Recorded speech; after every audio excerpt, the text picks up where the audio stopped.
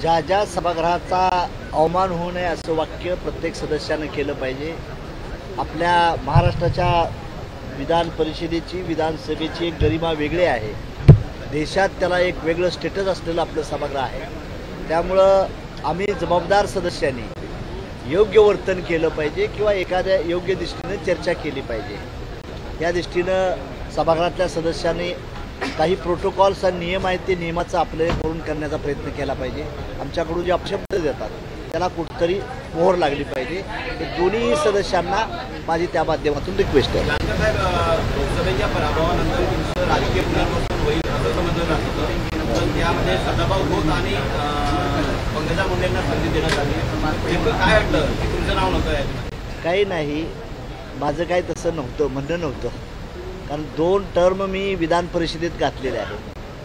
आता वरचा मार्गही बघितला पाहिजे, आपण त्यांनाही संधी मिळाली पाहिजे सर्वांना।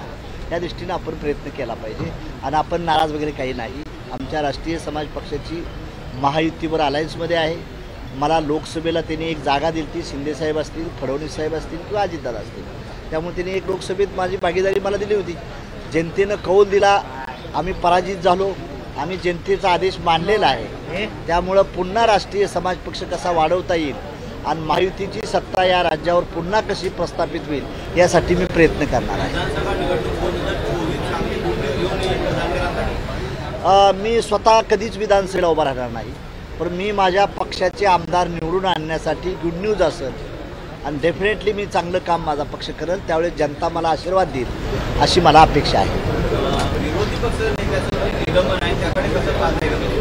नाही, जो सभापती महोदयांनी किंवा सभागृहानं निर्णय घेतला आहे यथायोग्य आहे। याचं कारण का की कुणी आपली आई बहीण कुणी काढणे घे नाही, हे लक्षात ठेवू। प्रत्येक मी जरी असलो तर सदस्यानं बोलताना आपला प्रोटोकॉल आणि नियमाचं गरिमा ठेवून बोललं पाहिजे। ही भूमिका होऊन जो सभागृहाने निर्णय घेतला आहे ते यथायोग्य योग्य आहे।